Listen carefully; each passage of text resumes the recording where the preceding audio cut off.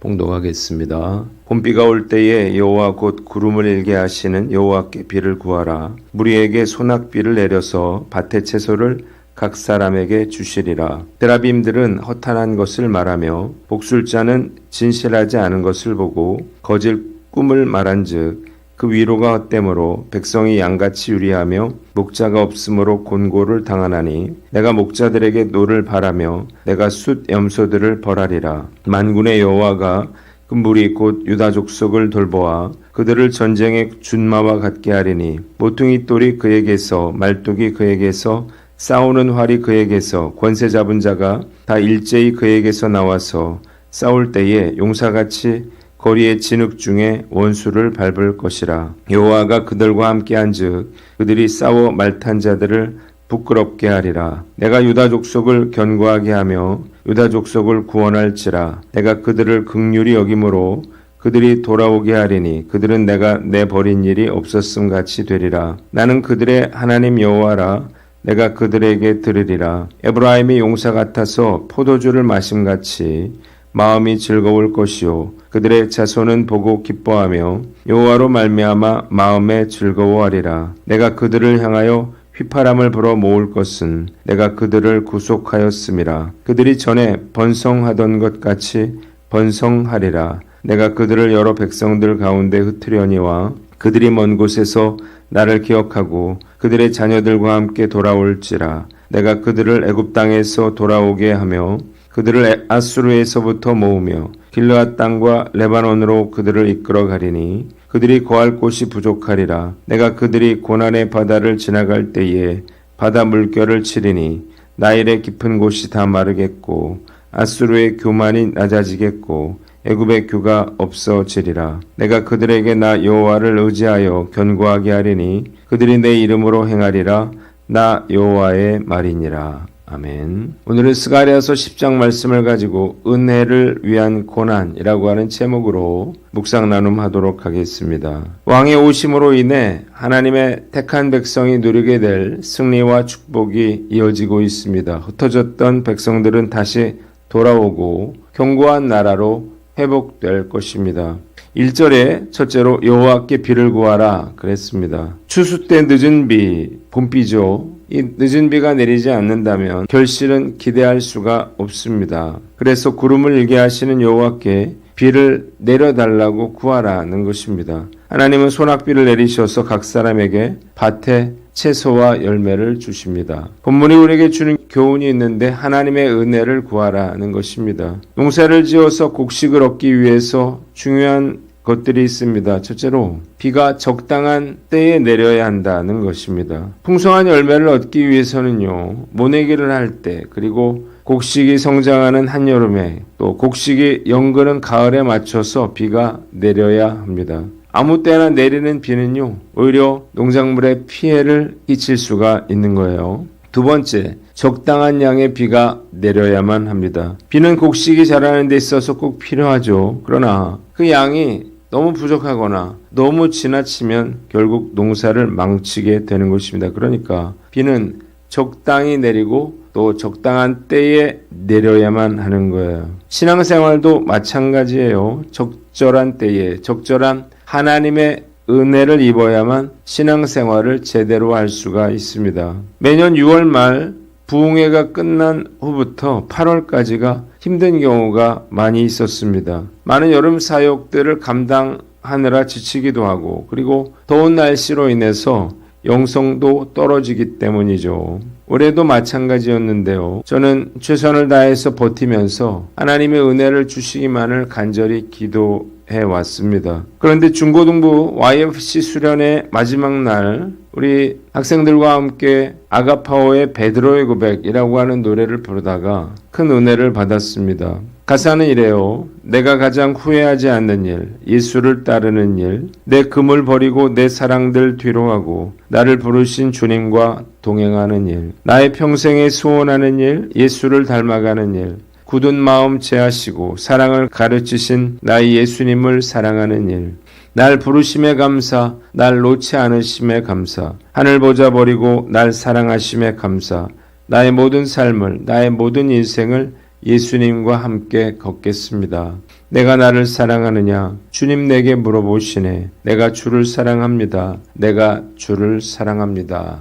라고 하는 찬양이에요. 가사가요, 제 가슴을 찌르면서 마음이 뜨거워졌습니다. 저 역시 저의 모든 것을 버리고 주님을 따랐고 일평생 소원하는 것이 바로 예수님을 닮아가는 일이기 때문입니다. 하늘 보좌를 버리고 나를 사랑하신 그 예수님께 나의 모든 삶을 드리고 그리고 예수님과 동행하고 싶은 마음이 다시 불타오르기 시작했습니다.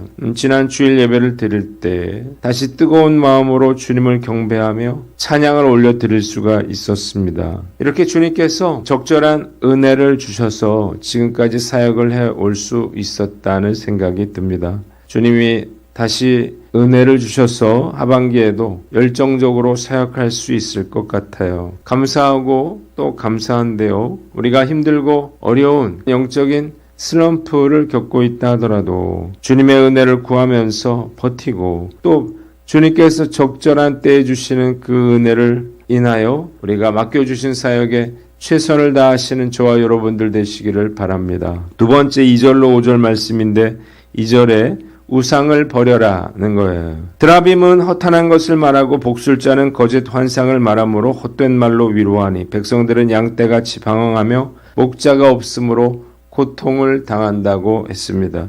이에 내가 목자들에게 노를 바라며 지도자들을 벌하겠다. 모퉁이 똘과 말뚝과 싸우는 활과 권세 잡은 자가 그에게 나와서 싸울 때에 용사와 같이 원수를 밟을 것이다. 여호와가 그들과 함께 한즉 그들이 말탄 자들을 부끄럽게 할 것이다. 그랬습니다. 본문에 우리에게 주는 교훈이 있는데 우상 숭배에 빠지지 않도록 늘 깨어 있어라는 것입니다. 이스라엘 백성들은요 풍요의 신 바알을 따랐을 뿐만 아니라 드라빔과 복술과 거짓 꿈에 현혹되었습니다. 하나님은 이 책임을 목자들과 지도자들에게 묻고 계십니다. 출애굽기 32장에 모세가 시내산에 올라갔을 때 백성들은 바알의 상징인 금송아지를 만들어 놓고 가나안 족속들처럼 금송아지 주위에서 먹고 마시며 성행위를 했습니다. 왜 그랬나요? 그들이 풍요와 쾌락을 원했기 때문이죠.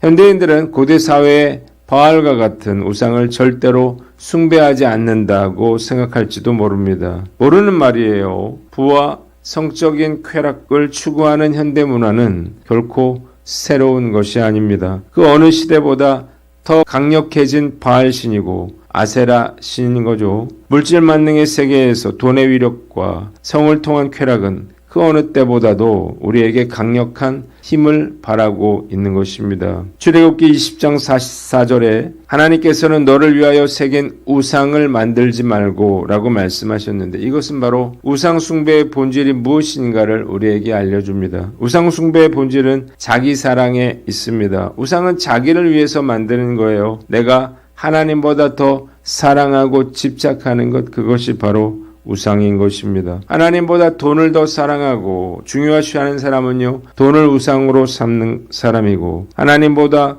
쾌락과 즐거움을 더 사랑하고 중요시하는 사람은요, 쾌락을 우상으로 삼고 사는 사람입니다. 성도들이 이런 우상 숭배에 빠지지 않도록 가장 중요한 역할을 해야 할 사람들이 바로 목회자들이죠. 그런데 목회자들 역시 우상 숭배에서 결코 자유롭지가 않습니다. 전 어떤가 돌아봅니다. 나를 위해서 새기고 있는 우상은 무엇일까? 돈인가 즐거움인가? 자식인가 물건인가? 건강인가? 우리가 스스로를 돌아봐야 할 것입니다. 만일 우리가 하나님께 돌아오기를 원한다면요, 우리 삶의 중심에서 하나님을 밀어내고 있는 더 잘 살기 원하는 마음, 더 즐겁게 살기를 원하는 마음들을 제거해 나가야 할 것입니다. 오늘 난 어떤가 살펴보고 우상 숭배에 빠지지 않도록 늘 깨어있는 저와 여러분들 되시기를 바랍니다. 마지막으로 6절로 12절 말씀인데 6절을 봅니다. 내가 유다 족속을 견고하게 하며 요셉 족속을 구원할지라 그랬습니다.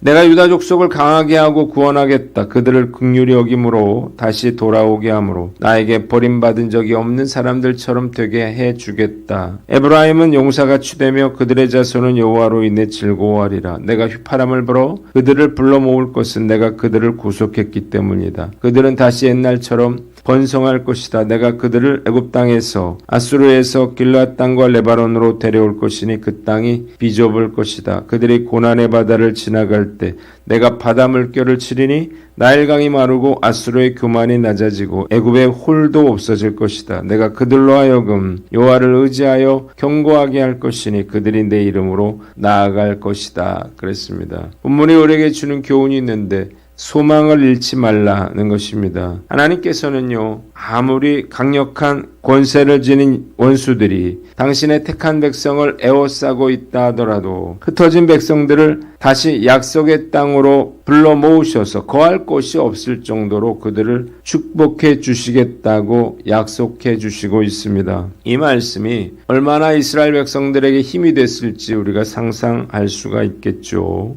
가난이 문제가 아니에요. 실패가 문제가 아니에요. 문제는 소망이 있느냐 그렇지 못하느냐에 달려 있는 것입니다. 아무리 가난한 사람도요, 내가 부자가 될 수 있다 소망과 확신이 있다면요, 결코 낙심하지 않을 것입니다. 죽을 병에 걸린 사람들도요, 내가 반드시 나을 것이라고 하는 믿음이 있다면 두려워하지 않겠죠. 하나님의 약속을 믿는 믿음의 사람은요, 그래서 늘 긍정적이고 미래지향적일 수밖에 없는 것입니다. 하나님의 약속을 믿고 살기 때문이죠. 소망이 있으면 똑같은 상황 속에서도 얼마든지 다르게 살 수가 있는 것입니다. 지금 저에게도 어려운 일이 많이 있지만요, 결코 소망을 잃지 않으려고 노력하고 있습니다.